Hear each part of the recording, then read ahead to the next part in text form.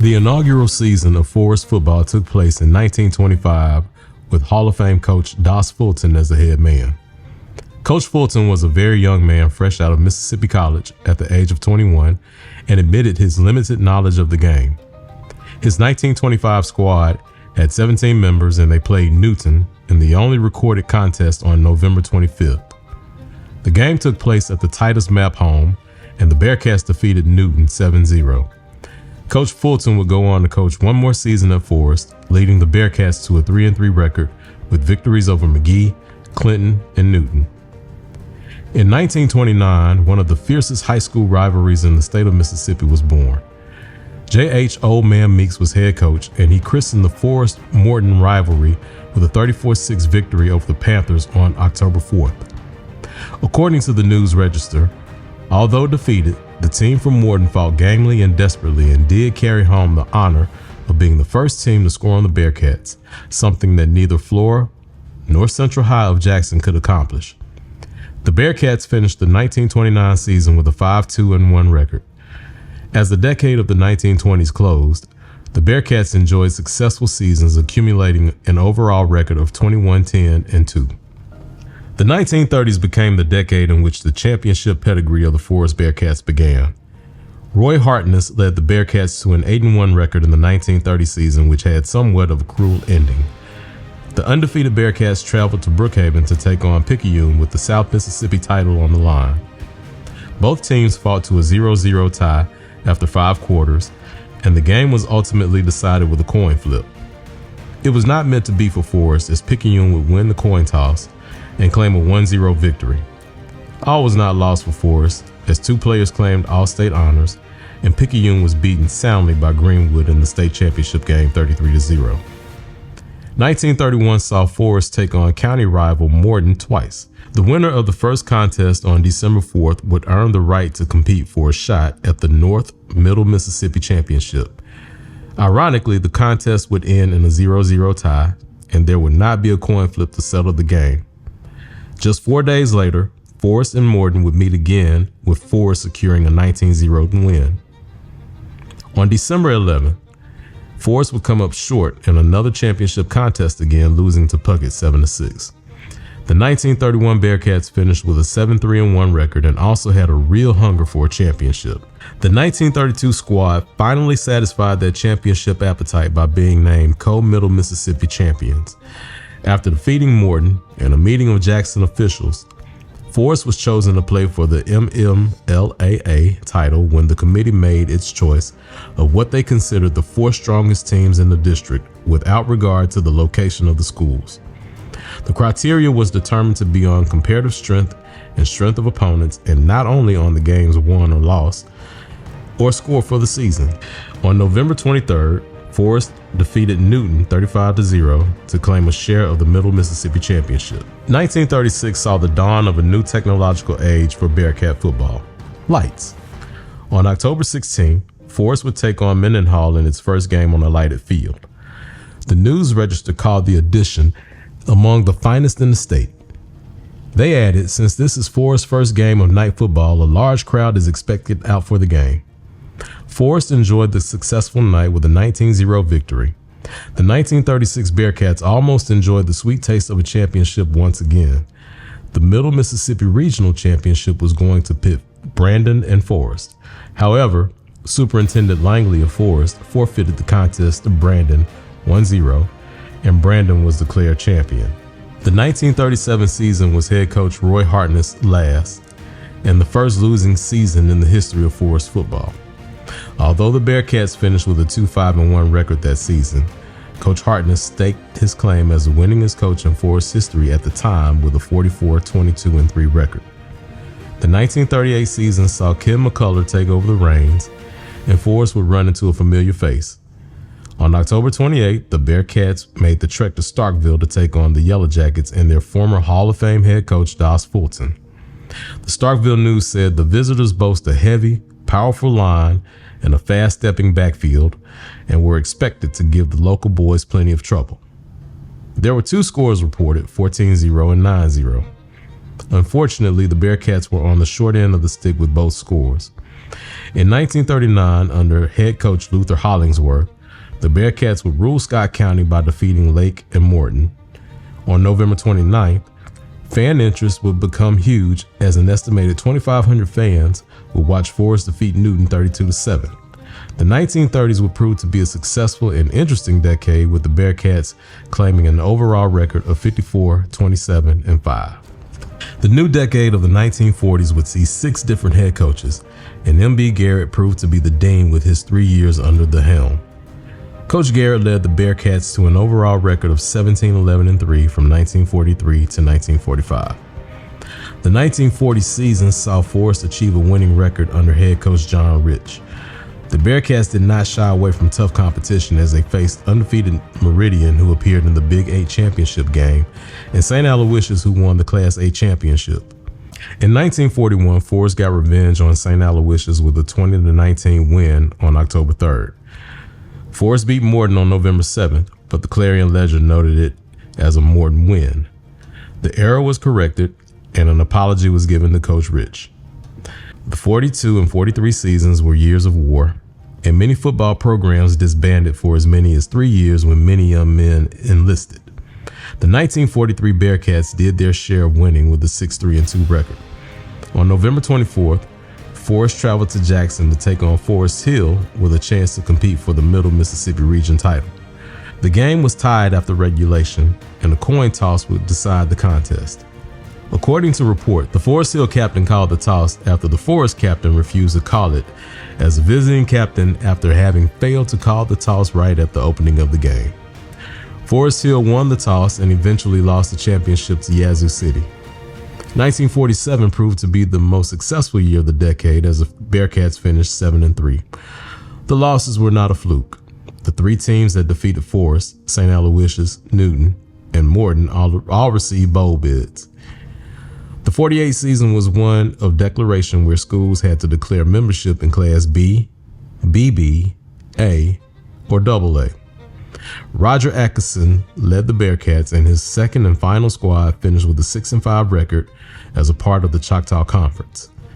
The decade would end on a bit of a sour note as the Bearcats were deemed ineligible in 1949 due to the lack of a sufficient number of games scheduled. On top of that, new head coach A.J. Red Mangum had only 14 players reporting for early practices. Although the 49 squad would finish with a record of 2-6-1, the decade was successful, with Forest only accounting for 2 losing seasons. Some historians have called the 1950s the fabulous 50s. For the Bearcats, it could have easily been deemed as the frustrating 50s, with 5 squads amassing losing records. Still, there was a measure of competitive spirit with the Bearcats. 1950 was Coach Mangum's final season, and he hoped to improve upon his record from the year before. It was not to be, as the Bearcats only recorded wins over Pelahatchie and Quitman. In 1951, Howard Sugar Green replaced A.J. Mangum and led Forest to a win over Morton. Unfortunately, the 51 season would end with a 3-6 record. From 1952 to 1954, Artis Gill, the 15th head coach of the Bearcats, turned the team's fortunes around. Coach Gill may not have been successful in the Forest-Morton rivalry. However, he did manage an overall record of 15, 13, and 1.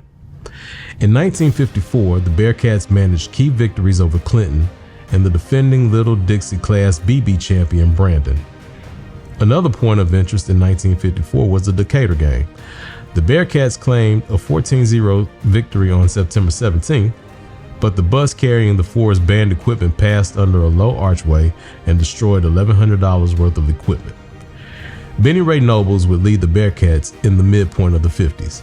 According to the Scott Times in 1955, the Bearcats had a new coach, bright new uniforms, and 7 first stringers from the 1954-11.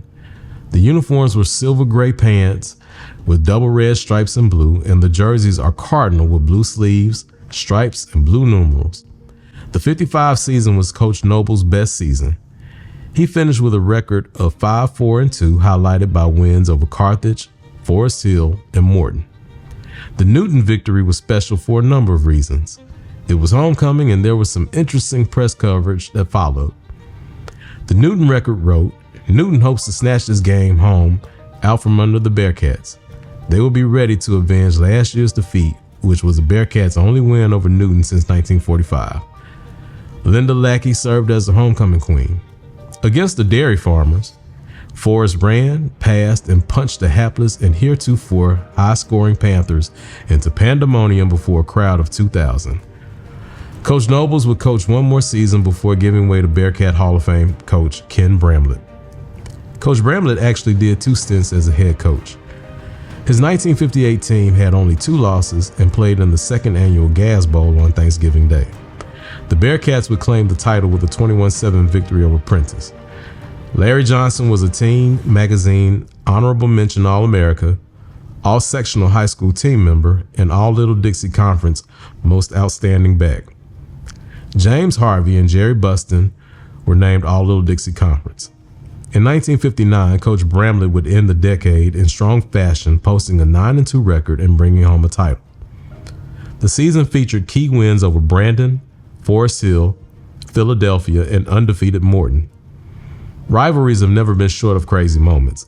Stories of incidents like tires being removed from coaches' cars, mascots being stolen, and other school invasions are as old as some of the rivalries themselves. On November 13th, Forrest hosted the undefeated Morton Panthers a week after defeating Philadelphia and accepting an invitation to the inaugural Broiler Bowl. The winner of the game would go on to the Little Dixie Championship, so the excitement and craziness was at an all-time high. Earlier that week, someone broke into Forest High School and wrote the letter M all over walls and floors. Also, 100 pounds of salt was dumped on the field in an outline of an M. Despite those off-field events, Forrest would go on to claim a 7-6 Golden Chicken victory in front of 4,300 fans. The Forrest Touchdown Club hosted a dinner after the game, and they agreed to send the team to the New Year's Day Sugar Bowl in New Orleans. Talk about perks.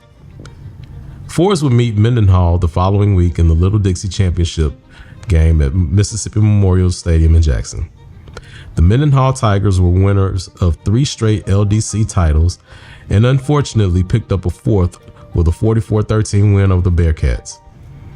According to the Scott County Times, we have no alibis, no complaints about the officials. The Tigers played a whale of a game, they won fairly, and we extend our congratulations to Coach Wally Beach. The decade of the 60s has often been called the swinging 60s. The decade would produce some successful years for the Bearcats, but it would also produce Forrest's first winless seasons. Some of the head coaches' names would change, and then one familiar face resurfaced. Hall of Fame coach Ken Bramlett would lead the Bearcats into this new decade and finish the 1960 season with an 8-1-1 record. His 1960 squad avenged the 1959 LDC championship game loss to Mendenhall and shut out Morton. The Bearcats declined an invitation to the Broiler Bowl in the process. Coach Bramlett would go on to Mississippi College, and Pat Warren took over. Coach Warren didn't fare too well in his 2 seasons as head coach, winning only 3 games overall.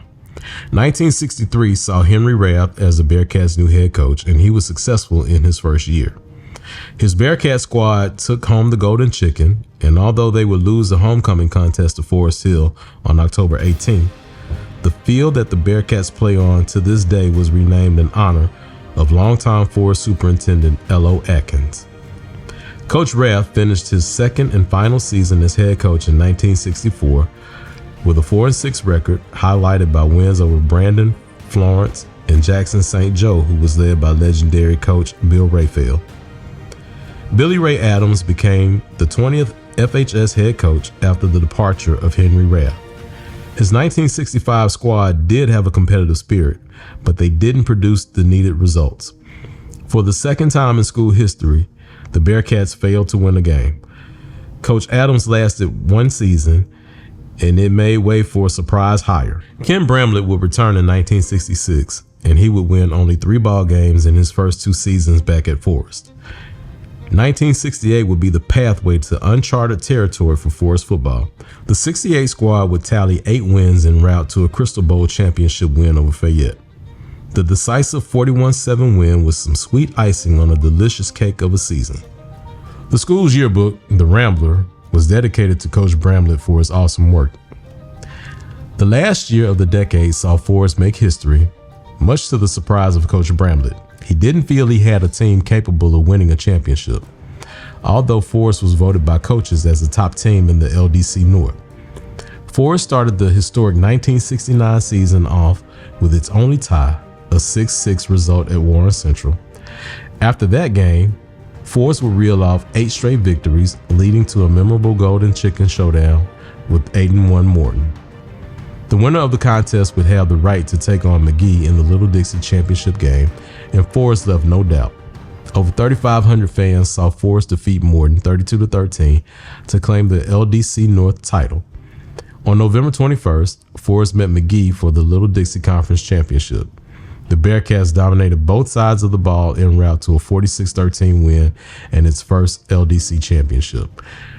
Coach Bramlett was named LDC Coach of the Year, and 11 players received all LDC honors. Forest's 10-0-1 record marked its first outright undefeated season.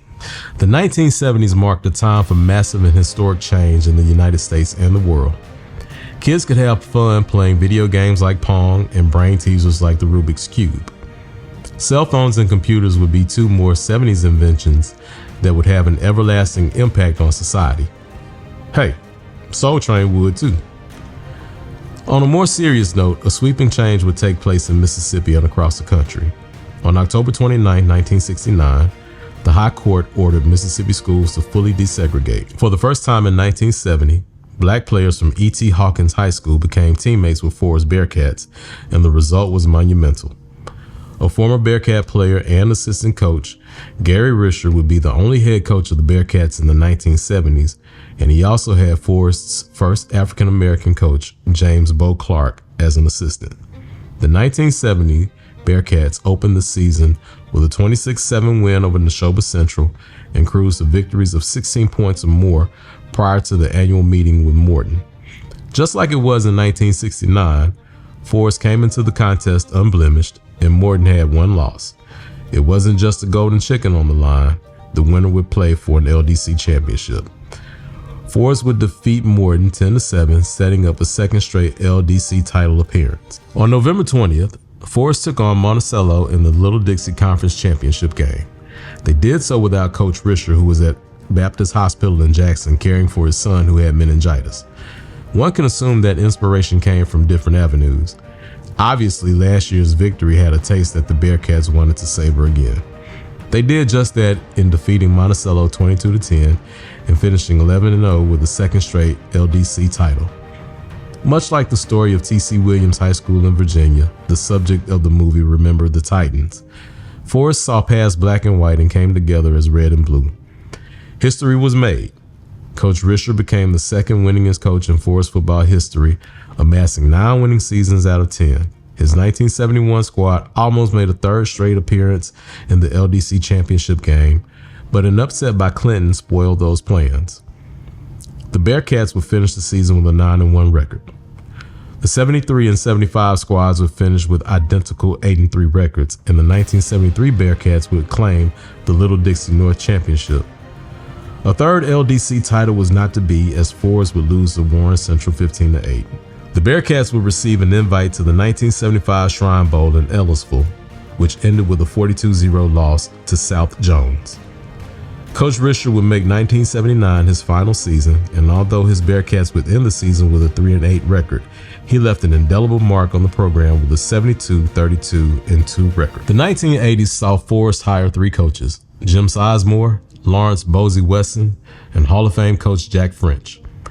Jim Sizemore would replace Gary Risher and lasted only 1 season. His 1980 squad had a deceptive 2-8 record. 5 of those losses were by 9 points or less. Things would turn in 1981 with the hire of Lawrence Bosie Wesson.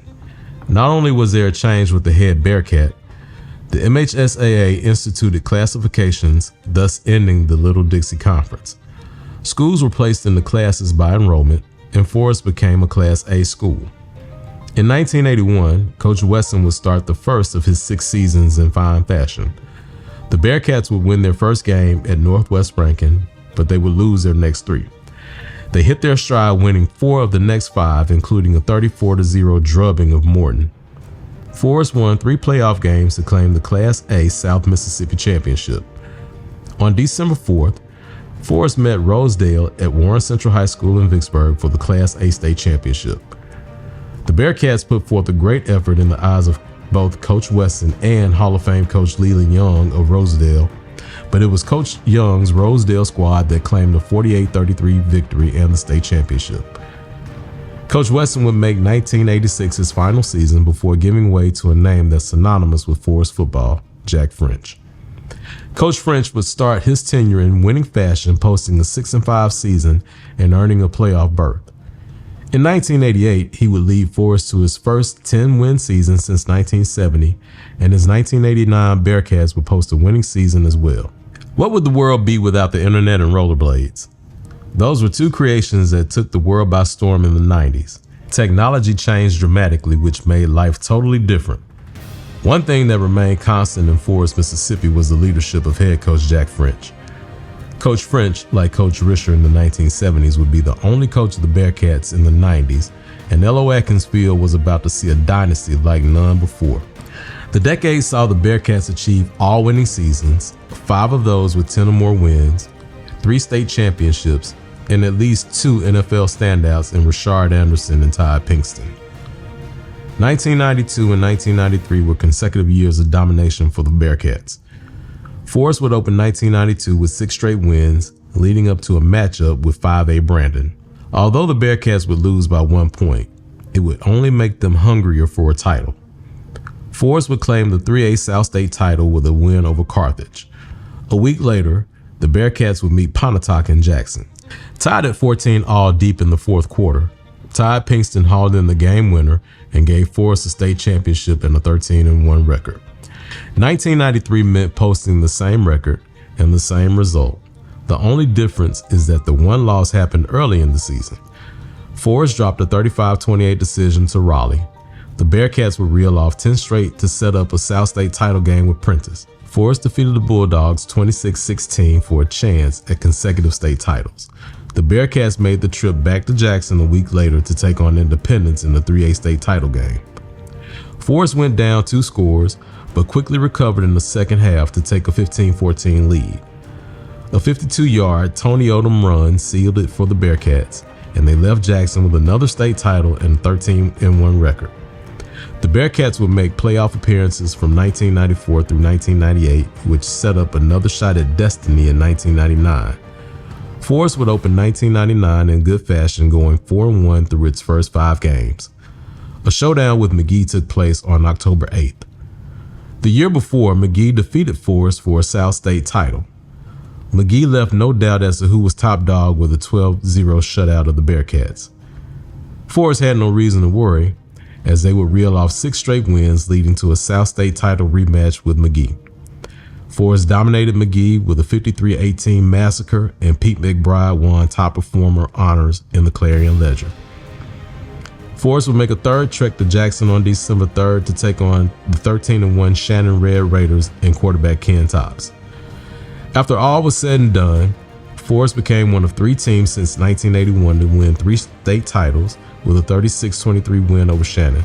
The most successful decade in Bearcat football history saw the team amass a 98-24-1 record and 3 gold footballs. The new millennium came a year later, and many people feared a technological breakdown and that the world would come to an end. Well, that didn't happen. The Bearcats didn't stop winning either, which was a good thing. Unfortunately for Forest, 2000 would mark Coach French's last season as top Bearcat. His final squad finished with a 7-3 record, which included a 50-6 season-ending beatdown of Morton. In 2001, longtime assistant coach Kevin Worrell took over. Although his Bearcat squad only achieved identical 3-8 records, they did win some division games that counted the most. Both teams will make appearances in the 3A playoffs. Brad Peterson is a name that's very familiar to Mississippi high school football. He would take over in 2002 and came close to earning a trip to Jackson for a state title. The 02 Cats finished with a 10-3-1 record and made it to the South State Finals. The 2003 edition had a dominant, flawless regular season, finishing 10-0. The Bearcats averaged 44.7 points a game and were primed to make a serious run towards a 3A state title. Sports can be cruel, especially if a team loses at the wrong time. In the second round of the playoffs, the Bearcats faced Franklin County, who ironically upset undefeated Forest in 1994. Turnovers and mistakes hurt the Bearcats, and Franklin County would pull another upset, winning 33-14. Coach Peterson would move on to Louisville High School to make way for Bearcat defensive coordinator Judd Boswell. The 05 Bearcats came into the season ranked 7th in the Mississippi Prep Poll and had a ton of expectations. They started the season on a 6-game win streak and met up with Morton and future Bearcats coach David Parker. The 7-2 Bearcats hosted the Panthers on November 4th, and the Clarion Ledger had an interesting pick and post-game menu for the winner and loser. Forest 23, Morton 21, with the winner having chicken cordon bleu and the loser having chicken nuggets. The Bearcats would end up losing the golden chicken, but they would have some serious redemption the following week in the first round of the playoffs. They met Franklin County, who dashed playoff hopes in 1994 and 2004. It wasn't to be in 2005, as the Bearcats dominated Franklin County 35-7 in Needville. Although the Bearcats would lose the Hazelhurst Indians in the second round, the future was indeed bright for Forest and Coach Boswell.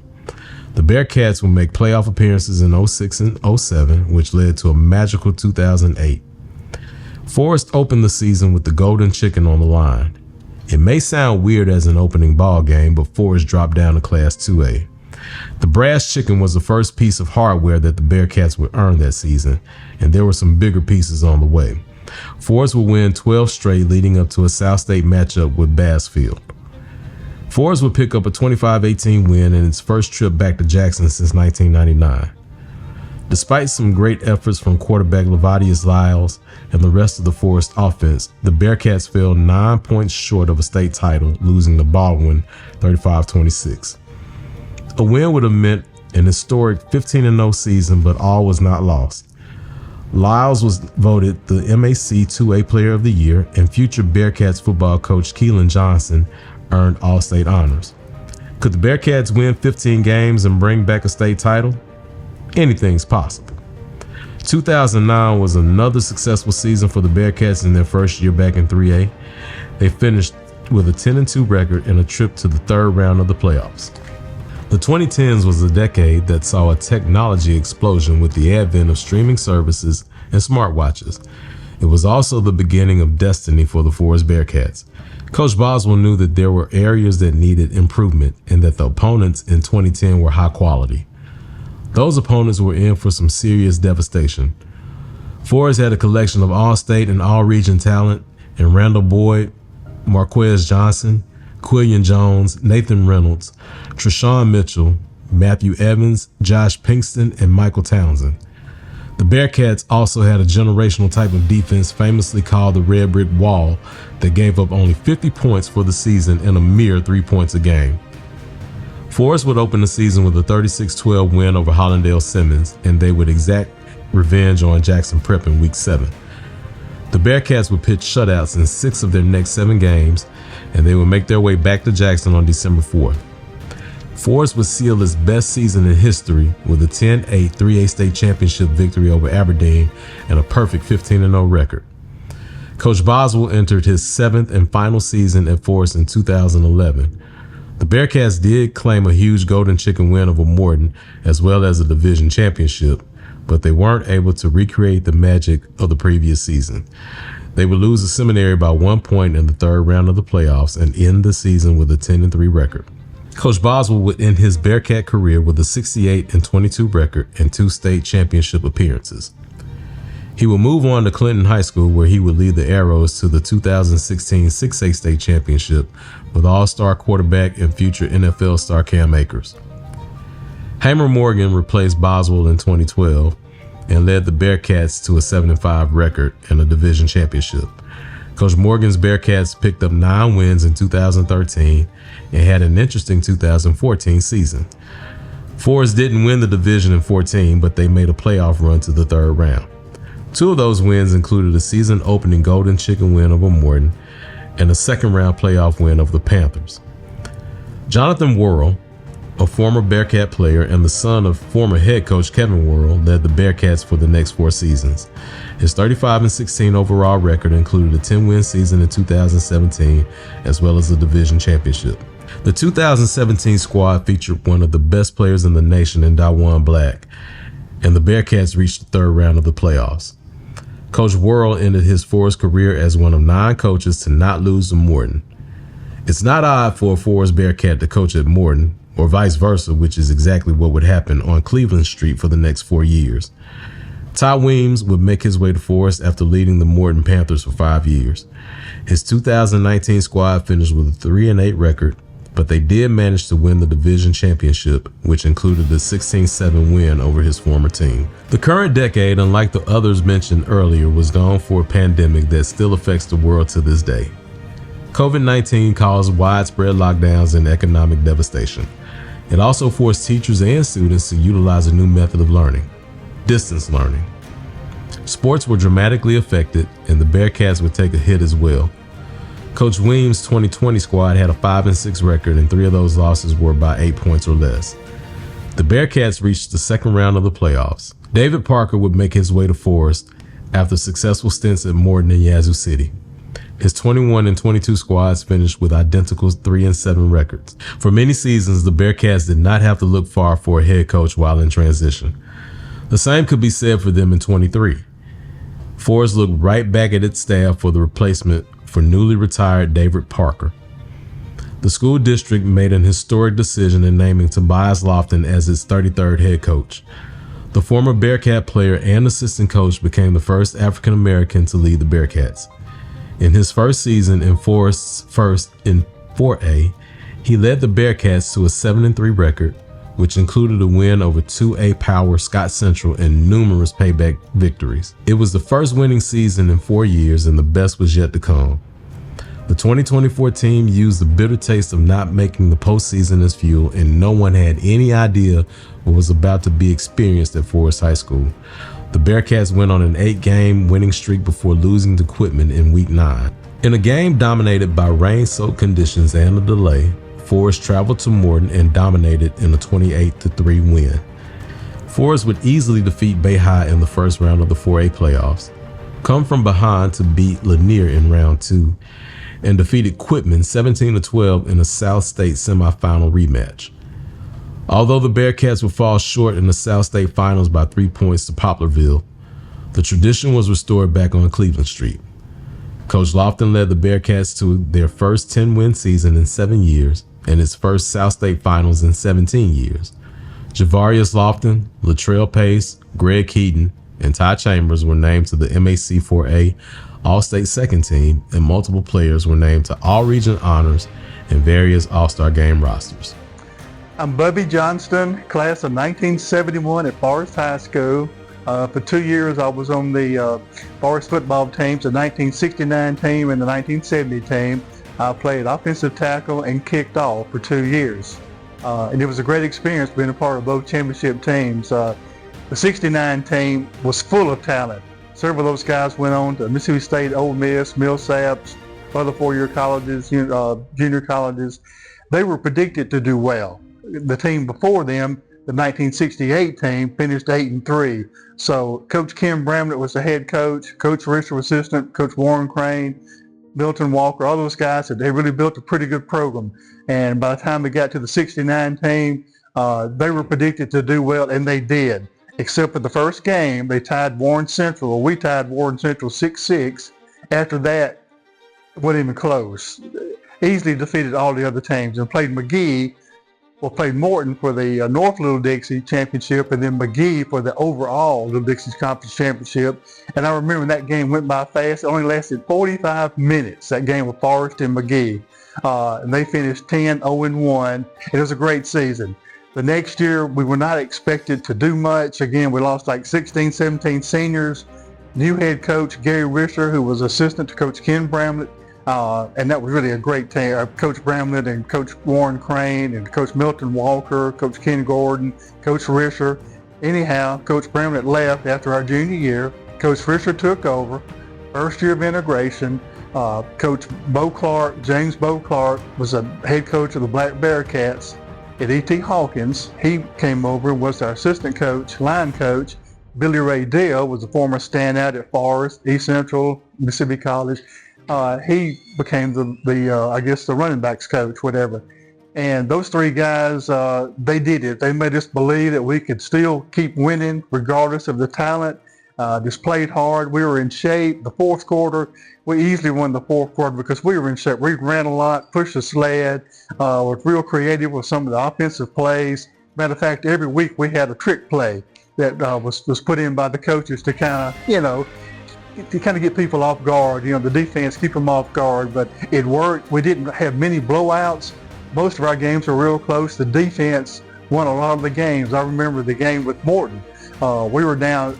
Both teams were undefeated going into the annual Battle of the Golden Chicken, and we played at Morton. Morton got ahead 7-0 right before the half. Mike Massey, our quarterback, kicked his only field goal of the year, a 42-yard field goal, to cut the lead to 7-3. And then the second half, in the fourth quarter, I believe Bobby Latham blocked the punt at Morton punter, and Joe Buddy Madden took it in, and we won 10-7. We won a lot of games like that. Defense really carried the team a lot when offense couldn't do it. But to be on two championship teams like that, and those are only two times that Forest won overall Little Dixie Conference championships. So only two times, and I'm a proud member of both teams and have great memories of being on those two teams. Century of Forest Bearcat football is in the books. As the decades chronicled in this documentary have revealed, Forest will be in for even more success in this new century.